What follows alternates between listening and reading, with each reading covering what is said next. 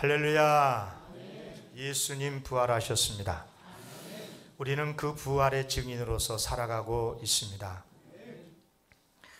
진심으로 부활절을 맞아서 세상이 참 어려운데 하나님 앞에 예배를 드린 우리 모든 영광의 식구들 위해 하늘의 은혜, 부활의 능력 충만하시기를 다시 한번 기원합니다.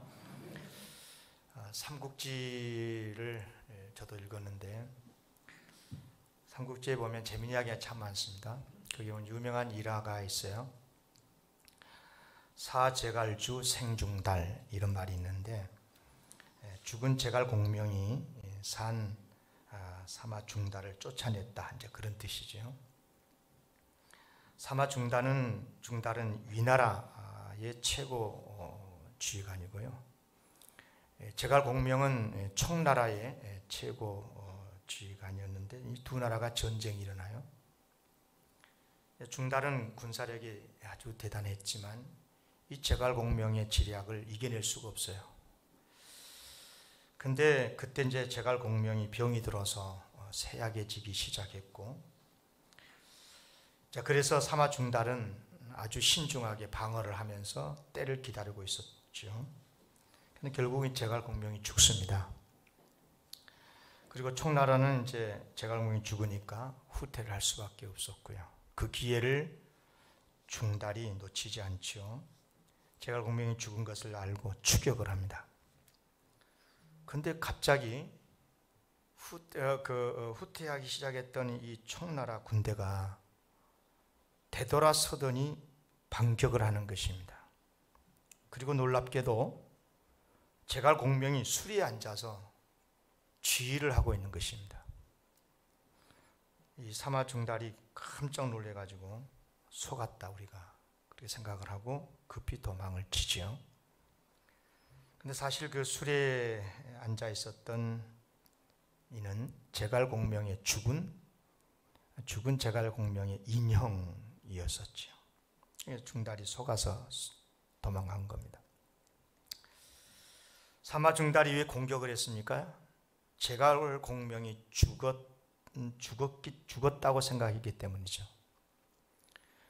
왜 추격을 하다가 공격을 했는데 다시 돌아서서 도망을 칩니까? 사마중달이. 그것은 제갈 공명이 살아있는 줄 알았기 때문입니다. 여러분, 사마중달은요 굉장히 지혜로운 지휘관이죠. 제갈 공명이 죽었다면 이길 수 있기 때문에 공격한 거고요. 그게 지혜죠. 그런데 제갈 공명이 살았다면 도망치는 것이 지혜죠. 그러니까 사마중달이 어리석은 사람이 아니고 비굴한 사람이 아니라 아주 지혜로운 군 지휘관인 거죠. 결국은 사마중달은 이 나라의 최고 권력자가 나중에 됩니다. 이 이야기 속에서 우리는 매우 중요한 진리, 명료한 진리 하나를 발견합니다. 살아있는 사람은 능력이 있지만 아무리 그가 살아생전 능력 있게 살았고 최고의 지휘관이었더라도 죽고 나면 능력 없다 하는 이야기입니다. 죽으면 끝난다는 거죠. 제갈 공명이 살아있을 때는 최고의 군 지략가로서 나라를 구해냈지만 죽고 나니까 나라를 지키지를 못한 것입니다. 이렇듯 사람은 살아있어야 진짜로 영향을 미치고 그 공동체를 살리는 것입니다. 성경도 이것을 분명하게 우리에게 가르쳐주고 있습니다. 전도서 9장 4절 말씀, 모든 산 자들 중에 들어있는 자들에게는 누구나 소망이 있음은 산 개가 죽은 사자보다 낫기 때문이라. 개와 사자는 비교할 수 없는 짐승들이죠. 동물입니다. 그런데 살아있는 개가 죽은 사자보다 낫다, 그런 이야기 아닙니까? 물론 죽은 사람도요 유산들을 통해서, 이런저런 유산을 통해서 후대에 큰 영향을 미치죠. 건축자인 경우는 그가 죽었을지라도 그가 설계하고 지었던 건축물들이, 훌륭한 건축물이 있다면 귀한 유산이지요. 국보급이 되죠. 음악가가 비록 죽었을지라도 훌륭한 음악을 남겼다면 귀한 유산입니다. 그 외에 지혜, 여러 가지 사회 제도 등등 귀한 유산들이죠. 이렇게 죽은 사람도 살아있는 사람에게 영향을 미친다는 거지요. 그러나 죽었으면 산 사람처럼 직접 도와주지는 못합니다. 이순신 장군이 조선시대에 이 나라를 구한 최고의 명장이었지만, 그래서 그분을 기념해서 광화문에 동상까지 세워놨지만, 아무리 훌륭한 군인이라도 지금의 대한민국을 지키고 대한민국의 군대를 지휘하는 것은 아닙니다. 그러면 여러분, 그가 산 사람인지 죽은 사람인지 어떻게 알 수 있습니까? 산 사람만 할 수 있는 것을 하는가를 보면 알 수 있습니다. 산 사람만이 할 수 있는 일이 있잖아요. 죽은 사람은 절대 할 수 없는 일들이 있습니다. 산 사람만 할 수 있는 일이 뭡니까? 직접 역사하는 사람입니다. 그러나 어떤 유산을 통해서 지혜와 교훈, 진리를 우리로 가르쳐주고 우리에게 깨닫게 주고만 있다면 그 사람은 죽은 사람이죠. 그러면 직접 역사하는지 아니면 어떤 유산을 통해서 지혜나 진리나 이런 것들만 전해주는 성인인지 어떻게 분별할 수 있습니까? 그 사실을 듣고 변화되어지는 사람을 보면 알 수가 있습니다. 여러분요, 죽은 사람의 유산을 통해서 우리는 후대 사람들은 그의 지혜나 그가 가르치는 진리나 귀한 교훈을 통해서 우리가 배움을 받습니다. 그런 사람은 그러면 그런 유훈이나 교훈을 통해서 배운 사람은 어떻게 변화됩니까? 두 가지로 변화가 돼요. 서서히 변화가 돼요. 그렇죠? 그리고 자기가 배운 만큼만 일을 할 수 있어요. 아무리 탁월한 의사에게 명의에게 의술을 배웠어도요, 즉시 어려운 수술을 할 수는 없어요. 자기가 그리고 익힌 만큼만 수술을 할 수가 있어요. 그러나 산 명의의 도움을 받으면, 산 명의가 곁에 서서 내가 비록 집도를 해서 수술을 할지라도 그 사람이 도와주면 반드시 어려운 수술도 할 수가 있는 거예요.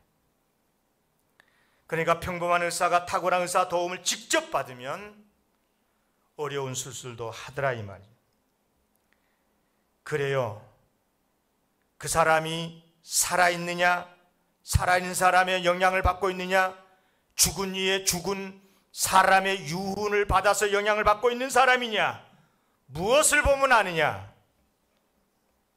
그 사람의 변화를 보면 아는 것입니다. 어떤 사람이 어떻게 저 사람이 저렇게 큰 변화가 일어났지?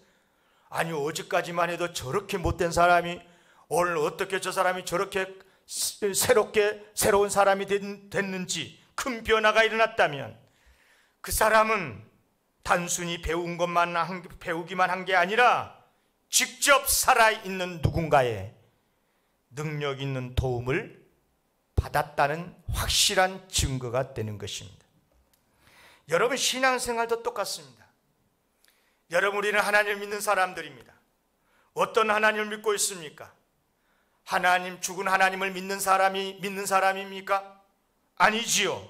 하나님이 죽었다고 생각하는 사람은 아무리 내가 그 사람이 신을 말하고 하나님을 논할지라도 그 사람은 하나님을 믿는 사람이 아니지요. 예수님을 믿는 것도 마찬가지입니다. 예수님이 죽었다고만 생각하는 사람은 예수님을 믿는 사람이 아닙니다.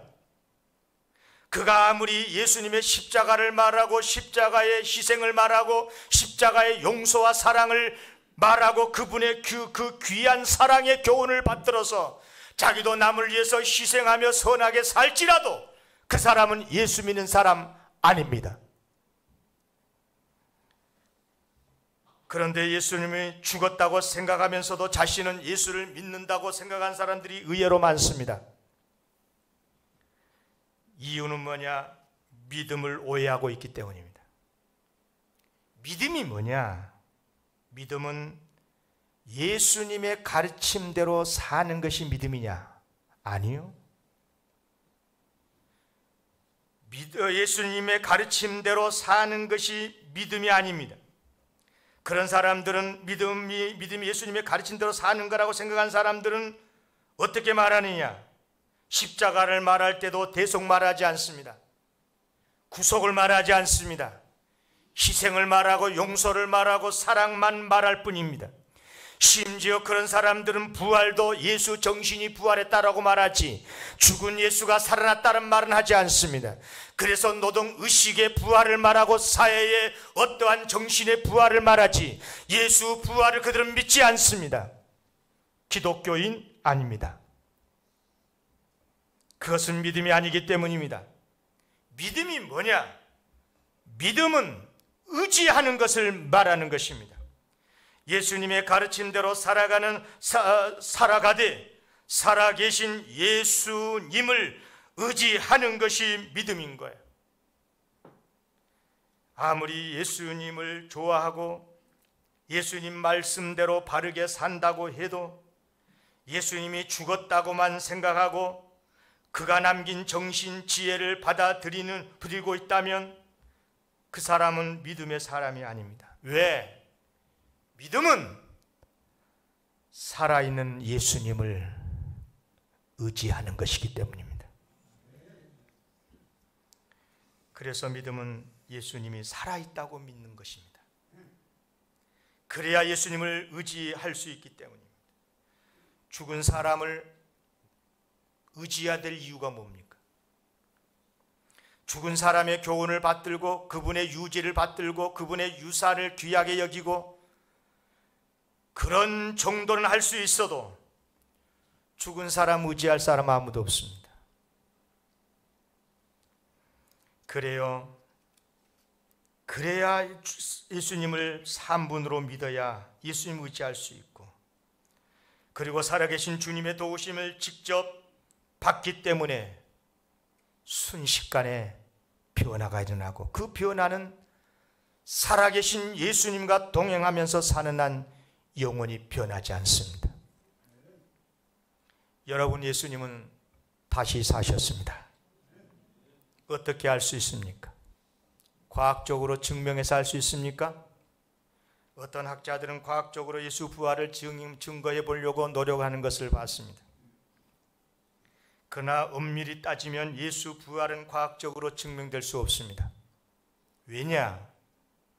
과학적으로 증명이 되려면 반드시 실험을 통해서 동일한 사건이 증거가 돼야 되기 때문에 그렇습니다.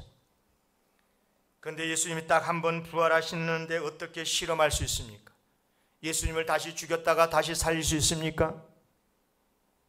그러나 제자들의 그렇지만 그 부활하신 예수님을 만난 사람들의 변화를 통해서 그를 따르는 제자들의 변화를 보면 예수님의 부활을 우리는 간접적으로 확인할 수 있는 것입니다. 마치 이런 거죠. 바람은 볼 수 없지만 나뭇가지가 흔들리는 것을 보고 바람의 세기를 알고 그리고 바람의 흐름을 알 수가 있는 것과 같습니다. 그런 의미에서 오늘 본문은 우리에게 너무도 소중한 부활의 증거를 가르쳐주는 본문 말씀입니다. 금요일날 예수님이 십자가에 죽으셨죠. 그리고 3일 만에 오순절 안식일이 지난 첫날 주일 아침에 부활하십니다. 그런데 예수님이 부활하신 그날에 예수님을 따랐던 여러 제자 중에 글로바와 또 하나의 제자 2명이 예루살렘을 떠나고 말할 수 없는 절망, 실망하는 마음으로 엠마오로 내려갑니다. 엠마오는 예루살렘 서북쪽으로 한 10km 정도 떨어져 있는 작은 촌락인데요. 걸어서도 갈 수 있는 거죠. 10km니까. 이들이 왜 절망하는 마음으로 예루살렘을 떠났습니까? 예수님이 죽었다고 생각했기 때문입니다. 누가복음 24장 20절 21절 우리 대제사장들과 관리들이 사형 판결에 넘겨주어 십자가에 못 박았느니라. 우리는 이 사람이 이스라엘을 속량할 자 구원할 자라 바랐노라. 이들은 예수님이 이스라엘의 구원자이기를 바랬습니다. 근데 죽었어요. 그래서 절망한 것입니다. 그런데 이들이 실제로는 예수님이 부활했다는 소식도 들었어요. 누가복음 24장 22절 23절 또한 우리 중에 어떤 여자들이 우리를 놀라게 하였으니 이는 그들이 새벽에 무덤에 갔다가 그의 시체는 보지 못하고 와서 그가 살아나셨다는 천사들의 나타남을 보았답니다. 들었지만 그 말을 믿지 못했기 때문에 여전히 절망하는 마음이 계속되고 그 발걸음은 엠마오로 내려가게 된 것입니다. 여러분, 예수님이 설령 죽은 것으로 끝났다고 해도요, 예수님 살아생전에 가르쳐 주시는 산상보훈을 포함해서 주옥 같은 귀한 진리의 말씀들, 교훈들, 그 말씀을 통해서 배웠던 제자들, 더 인간답고 더 아름답고 더 윤리적이고 더 복되게 살게 해줄 수 있습니다. 그러나 이렇게 낙심을 하고 우리의 구원자이기를 바랬던 예수님이 죽은 줄만 안다면 예루살렘을 떠나는 제자들에게 절대로 세움 줄 수 없고 당장 예루살렘으로 다시 돌아오게 할 수 있도록 능력의 역사 일으킬 수가 없어요. 여러분, 절망했던 사람이 신앙에 절망했던 사람이 교회에 대해서 낙심했던 사람들이 언제 다시 돌아선 줄 아십니까? 부활하신 예수님을 만났을 때입니다. 다시 사셨음을 깨달았을 때입니다. 자, 보세요. 오늘 본문에 보면 부활하신 예수님이 그들과 절망에서 엠마로 내려가는 그들과 동행하고 계셔요. 그런데 그들이 부활하신 예수님을 알아보지 못했기 때문에요, 여전히 엠마로 내려가지요. 대학까지 했어요. 말씀을 배울 때 막 가슴이 뜨거워졌었어요. 이게 뭐지? 이런 말씀을 들으는데 우리 가슴이 뜨겁지? 깜짝 놀라면서도 그들은 계속해서 절망한 상태, 엠마오로 내려갑니다. 그리고 착하게 가까이 엠마오로 내려갔었을 때 예수님에게 그러잖아요. 여기서 함께 묵고 함께 식사하고 함께 묵고 가시라고. 마음 착한 제자들 그렇게 했어요. 그러나 그때까지도 계속해서 그들은 절망합니다. 계속 그의 발걸음은 엠마오로 내려가고 있을 뿐인 거예요. 그런데 놀라운 반전이 일어납니다. 뭐요? 예수님께서 그들과 함께 이제 식탁에 앉아서 들어가서 어느 집에 들어가서 식탁에 앉아서 떡을 가지시고 기도하신 다음에 떼어 주실 때 그분이 바로 예수님인 걸 아는 거예요. 부활하신 예수님이시란 걸 깨닫게 된 거예요. 예수님 하는 순간 그리고 예수님은 사라집니다. 무슨 말입니까? 예수님이 다시 사셨다는 것을 그들이 깨닫게 된 것입니다. 중요한 것은 이때 제자들의 반응입니다. 곧바로 일어나서 예루살렘으로 곧장 올라갑니다. 오늘 본문 32절 33절 분명히 말씀합니다. 그들이 서로 말하되 길에서 우리에게 말씀하시고 우리에게 성경을 풀어주실 때 우리 속에서 마음이 뜨겁지 아니하더냐. 그때는 몰랐지만 우리 부활하신 예수님이셨구나 깨닫는 순간 그들은 곧 그때로 일어나 예루살렘으로 돌아갔다고 그랬습니다. 여러분 잘 기억하세요. 아무리 교회를 다니고 예수를 믿는다고 해도 예수님이 죽었다고만 생각한다면, 예수님의 십자가의 고상함, 희생만 말하고 사랑 교훈만 이야기한다면 아무리 예수님의 말씀을 들어도 그는 변하지 않습니다. 예수님의 교훈, 유훈에 따라서 착하게 살 수 있을런지는 몰라도 결코 그는 변화된 그리스도인이 될 수가 없습니다. 영생 얻을 수 없습니다. 부활에 동참할 수 없습니다. 천국 갈 수 없습니다. 심지어 말씀을 들었을 때 마음이 뜨거워졌는데도 변화가 되지 않지 않습니까? 바로 이것이 예수님이 죽었다고 생각하는 사람의 모습입니다. 그래요, 예수님이 죽었다고만 믿으면 예수님의 말씀을 들어도 변하지 않습니다. 말씀을 들을 때 은혜롭다, 은혜롭다, 좋은 말씀이라고 해도 변화가 일어나지 않습니다. 이전으로 계속 돌아갈 뿐인 거예요. 다시 세상 속으로 엠마오로 내려갈 뿐인 거예요. 그러나 그런 사람일지라도 언제 다시 돌이키느냐, 언제 다시 그가 생명력 있게 그리스도인으로 살게 되느냐, 예수님이 살아 계신다는 것을 알게 됐을 때, 부활하신 예수님을 만났거나 예수 그리스도의 부활을 믿거나 그러면 완전히 달라지는 것입니다. 엠마오로 내려갔던 제자들이 즉시 발길을 돌려서 예루살렘으로 올라갔던 것처럼, 그러면 여러분 왜 올라갑니까? 예루살렘으로 올라가야 되잖아요. 그런데 왜 올라갑니까? 매우 중요한 말씀입니다. 예수님을 향하여 가졌던 소망이 회복됐기 때문입니다. 그들이 품었던 소망이 뭐예요? 예수가 이스라엘의 구원자이기를 바랐노라. 그런데 예수님이 죽었어. 그러니까 그분이 착하게 살고 귀한 랍비처럼 살고 귀한 유언을 남기고 다 좋았지만 그분을 따를 수는 없는 거예요. 죽었으니까. 그러니까 소망도 사라진 거예요. 그러나 예수님이 다시 살아 계시니 소망이 살아난 것입니다.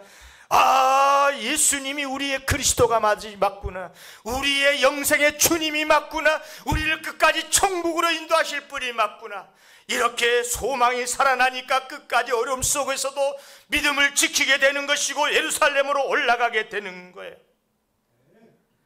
그래요, 예수님이 살아계신다는 걸 아는 순간 그들은 전에 말씀을 들었을 때 은혜 받았던 그 감동이 깨달아지게 되고, 여러분요, 예수님이 죽었다고만 생각할 때는 말씀을 들어도 마음이 뜨거워졌는데도 그게 뭔지 몰라요. 왜 뜨겁지? 오늘 말씀을 들었는데, 오늘 설교 듣고 왜 마음이 이렇게 울적하지? 왜 마음이 이렇게 기쁨이 있지? 성령의 역사인데도, 부활하신 주님의 역사인데도 그걸 모르는 거예요. 여러분, 아무리 은혜를 받았어도요, 그게 뭔지 모르면 삶에 영향 미치지 않습니다. 또다시 세상의 이런저런 분위기 속에 휘말리게 되면 다시 세상 속으로 들어가게 되는 것입니다. 이것이 바로 예수를 믿되 예수 부활을 믿지 못한 사람들의 삶의 모습인 거예요. 사랑하는 성도 여러분, 부활하신 예수님을 믿으시기 바랍니다. 부활하신 예수님을 알고 믿게 되면 변할 수밖에 없어요. 그래서 예수님이 살아계신다는 가장 확실한 증거는 변화된 나이에요. 저도 한때 그런 생각을 한 적이 있어요. 왜 내가 이렇게 살지? 내가 무슨 바보냐? 왜 내가 저런 말을 듣고 내가 참고 있지? 나도 충분히 저들보다 더 많이 공부하고 저들보다 더 많이 노력해서 더 잘 살고 더 세상적으로 명성 누리며 살 수 있는데 왜 나는 이렇게 살지? 그러면 눈물을 지를 때가 전에 많이 있었어요. 왜 내가 목사로 살지? 나 바보야? 우리 아버지 말씀처럼 내가 목사가 된다고 신학교 간다고 그랬을 때 네가 바보냐? 네가 뭐가 못나서 목사 되냐고 하셨던 아버지의 말씀이 지금도 귀에 쟁쟁합니다. 그럴 때가 있었습니다. 그런데 기도 중에 깨닫는 것은 그래, 우리 예수님이 살아계시지. 아멘. 부활하신 예수님을 만났기에 이 길을 걷고 있는 것 아니겠어요? 사랑하는 성도 여러분, 이것이 바로 예수님이 살아 계신 것을 아는 사람의 삶이요 변합니다. 그렇습니다. 예수님의 부활을 알면 변합니다. 변할 수밖에 없습니다. 그러나 여러분요, 이것도 한두 사람이 변했다면 증거가 충분하지 않죠.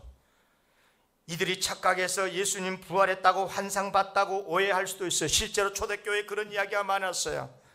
예수 부활의 이 소식이 전파되니까 제자들이 몰래 예수 훔쳐다가 화장을 했거나 어떻게 숨겨놓고 살짝이 어디다 묻어버리고 살아났다고 거짓말한다고 많은 사람들이 이야기했었습니다.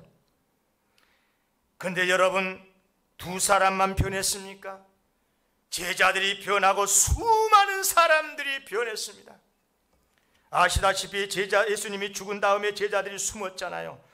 요한복음 20장 19절, 이날 안식 후 첫날 저녁 때 제자들이 유대인들을 두려워하여 모인 곳의 문들을 닫았더니 숨어서 있었다는 뜻 아니요. 그런데 예수께서, 부활하신 예수님께서 가운데 서서 이르시되 너희에게 평강이 있을지어다. 샬롬. 부활하신 예수님이 찾아왔어요. 만났어요. 부활하신 예수님을 만난 그들은 보세요, 문을 박차고 나옵니다. 그리고 그들은 변합니다. 그리고 활동하기 시작합니다. 공개적으로 성전에서 모여서 찬송도 합니다. 누가복음이 어떻게 끝난 줄 아세요? 누가복음 24장 52절 53절, 그들이 그에게 경배하고 큰 기쁨으로 예루살렘에 돌아가 늘 성전에서 하나님을 찬송하니라. 세상 사람들이 뭐라고 하든지 모여서 주를 경배하고 찬송했던 사람들, 그러다가 오순절에 성령이 임하니까 그게 엄청나게 변합니다. 여러분요, 성령이 하시는 일이 많습니다. 그러나 가장 중요하게 하시는 일이 뭡니까? 예수를 믿게 하는 것입니다. 예수님의 십자가의 구속을 믿고 예수님의 부활을 믿게 하는 겁니다. 그래서 제자들은 성령 충만해서 예수님의 십자가 부활을 믿었고 증거하게 됐고 변화되었고 무엇보다 능력 있게 복음 전했고, 사도행전 2장 32절 베드로의 첫 설교지요. 이 예수를 하나님이 살리신지라 우리가 다 이 일의 증인이로다. 할렐루야. 엊그제만 해도 두려워서 숨었던 그 베드로가 성령 충만하고 부활하신 예수님을 만나고 예수 부활을 확실히 믿게 되니까 담대하게 목숨 걸고 복음 전하지 않습니까? 나중에 변화된 제자들이 전하는 복음을 듣자 100명, 2,000명, 3,000명, 수천 명이 예수를 믿지요. 그들에게 기적이 일어나게 되고 그들의 삶이 변화되고 안 믿는 사람들도 그들을 보고 칭찬을 할 정도였었어요. 사도행전 2장 41절 46절에서 47절, 그 말을 받은 사람들은 세례를 받으며 이날의 신도의 수가 3,000이나 더하더라. 날마다 마음을 같이하여 성전에 모이기 힘쓰고 집에서 떡을 떼며 기쁨과 순전한 마음으로 음식을 먹고 하나님을 찬미하며 또 온 백성에게 칭송을 받으니 주께서 구원받은 사람을 날마다 더하게 하시니라. 아멘. 이런 변화는요 계속되고 부활하신 예수님을 만나는 사람마다 변화될 수밖에 없으니까 변화되고 10년, 100년, 1000년, 2010, 2021년 지금 4월달까지 수많은 사람들이 부활하신 예수님을 만난 사람들이 변화됐기에 기독교가 존재하고 있는 것 아니겠어요? 지금의 세계 인구가 77억이라며요. 그 중에 25억이 예수를 믿고 섬기고 있지 않습니까? 그래요. 예수님의 가장 확실한 부활의 증거, 바로 제자들의 변화입니다. 물론 가룟유다 같이 예수님을 배신한 사람도 있었고요, 아나니아와 삽비라처럼 거짓된 교인도 있고요, 그렇게 교회를 다니면서도 변화되지 않는 교인도 있어요. 그것은 부활하신 예수님 부활하지 않아서가 아니라 부활하신 예수님을 만나지 못했고 믿지 못했다는 것을 혹이라도 여러분 자신에게 적용해서 가슴을 치십시오. 주님 부활하신 예수님을 뵙고 싶습니다. 뵙고 싶습니다. 그래야 변화되니까, 변화될 수밖에 없으니까. 말씀을 들어도 수십 년 교회를 다녀도 감동이 없고 변화가 없고, 여러분 죄송하지만 부활하신 예수님을 만나지 못했다는 가장 확실한 증거예요. 그게 부활하신 예수님을 만나면 변하니까요. 변할 수밖에 없지 않겠어요? 생각해 보세요. 죽음을 이기시고 부활하신 예수님을 만나 뵙고 믿게 된 사람이 어떻게 변화되지 않겠어요? 그래서 이 시간에 여러분들에게 마지막으로 꼭 예수님을, 부활하신 예수님을 만나 뵐 수 있는 방법을 말씀을 드리려고 그래요. 물론 부활하신 예수님이 만나 주셔야 만나는 거지만, 성경에 보니까 부활하신 예수님을 만나주는 사람이 있더라고요. 만나주시는 그 현장이 있더라고요. 두 가지입니다. 확실한 것은 두 가지. 하나는 예수님의 말씀을 들을 때 그 현장에 부활하신 예수님이 함께 하시더라고요. 제자들이 엠마오로 절망해서 내려갈 때 예수님이 성경을 가르쳐 주시지요. 그러면서 뭐라고 가르쳐 주시냐? 진짜 메시아는 고난받고 죽지만 다시 살아난다, 성경이 증거했다. 그러자 그들이 말씀 들을 때 마음이 뜨거워지잖아요. 그러나 아직 예수님을 알아보지는 못했어요. 설교 듣고 은혜 받는다고 예수님을 만난 것은 아닌 것 같아요. 그런데 그들이 언제 만나느냐? 예수님이 떡을 떼어 주실 때, 그때 만나요. 떡을 떼 주신다는 게 뭐죠? 예수님이 바로 엊그제 십자가를 지시기 마지막 저녁 제자들과 함께 식사하시면서 떡을 들어 먹으라, 내 몸이다. 잔을 들어 축사하시고 다시 말씀하십니다. 이것은 너희를 위하여 흘린 나의 피다, 언약의 피다. 받아 마시라. 주님이 오시는 그날까지. 그래서 우리 기독교는 계속해서 성례전을 하고 있는 거예요. 그래요. 여러분, 예수님께서 떡을 떼어 주시는 것이 성찬식이고, 성찬식은 기독교의 가장 대표적인 의식 아니겠습니까? 여러분 잘 생각하세요. 종교의식 없이도 예배드릴 수 있고요, 영과 진리로 화상으로도 예배드릴 수 있고요, 어디나 계시는 하나님 앞에 예배드릴 수 있고 찬양할 수 있어요. 그래요. 종교의식이 없어도 하나님을 믿을 수 있어요. 그런데 왜 하나님이 성수주의를 말씀하시고 성전 예배를 말씀하시고 예수님이 성찬식을 제정하시고 세례를 베푸셨을까요? 그런 건 뭐 하려고 필요해서? 우리 하나님은 우리를 아시거든요. 우리 인간이 얼마나 연약하다는 걸 아시거든요. 예수님이 십자가 부활을 통해서 우리에게 구원을 주셨고 믿음 주셔서 예수를 믿게 하셨지만, 그 믿음이 구원의 삶이 계속 이어져야 되니까, 그래서 종교의식을 제정하셨고 우리에게 허락해 주신 거예요. 여러분, 세례식, 성찬식, 주일 예배 같은 종교의식을 그래서 만들어 주신 거예요. 여러분요, 학교 안 다녀도요, 독학만으로도 훌륭한 학자 될 수 있습니다. 그러나 학교에 다니면 학교 중에서도 더 명문 대학교를 다니고 더 좋은 대학교에서 박사학위 받으면 더 훌륭한 학자가 될 수 있을 가능성이 높습니다. 그렇듯 세례 성찬에 참여하지 않고 예배에 가끔만 참석을 해도 예수를 진실로 믿는다면 구원받을 수 있겠지만, 그러나 믿는 그 믿음의 삶이 오랫동안 지속될 수 있겠습니까? 자신할 수 있겠습니까? 종교의식, 교회를 떠나면 믿음 지키기가 어렵고 무엇보다 바른 믿음을 지켜내기가 어렵습니다. 그래서 하나님은 교회를 세우셨고 여러 종교의식을 제정해서 지키라고 하신 겁니다. 그리고 지키면 때로는 억지로 예배 자리에 오기도 하고 누군가의 권고에 따라서 세례를 받았지만, 그때까지도 몰랐지만 나중에 부활하신 예수님을 만나면 그래, 그때 그렇게 은혜를 주셨지, 그렇게 인도해 주셨지, 깨달으면서 감사하고 감사하는 것 아니겠어요? 그래서 에레미야 29장 13절은 말합니다. 너희가 온 마음으로 나를 구하면 나를 찾을 것이요 나를 만나리라. 아멘. 예배 중에 설교가 가장 중요하다는 건 누구나 다 아는 이야기입니다. 그래서 어떤 분은 예배 늦게 나오고 예배 끝나기 전에 나가더라도 설교만 들으면 충분하다고 생각합니다. 아닙니다. 절대 그렇지 않습니다.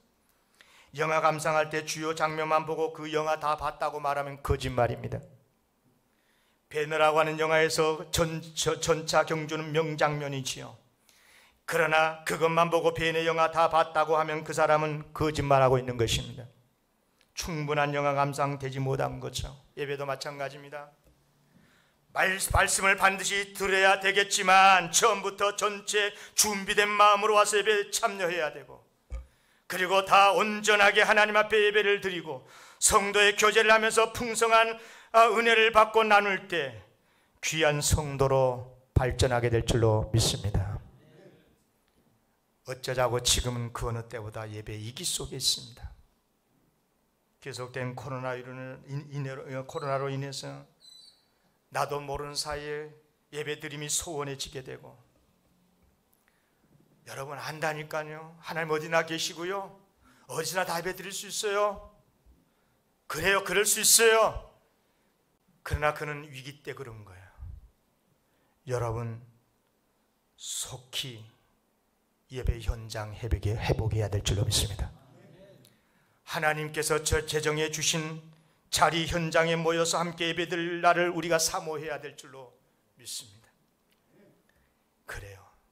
우리 인생은요, 부활하신 예수 만나면 다 됩니다. 진짜입니다. 지금 나와 함께 계시고 살아 계셔서 역사하신 분이심을 믿으면 반드시 변합니다. 믿음도 삶도 모든 일들이 다 변해요. 그래서 복되게 살게 될 줄로 믿습니다. 우리 영광의 성도들이 다 부활하신 예수님을 만나는 축복의 권속들 되시기를 기원합니다. 하나님 아버지 감사.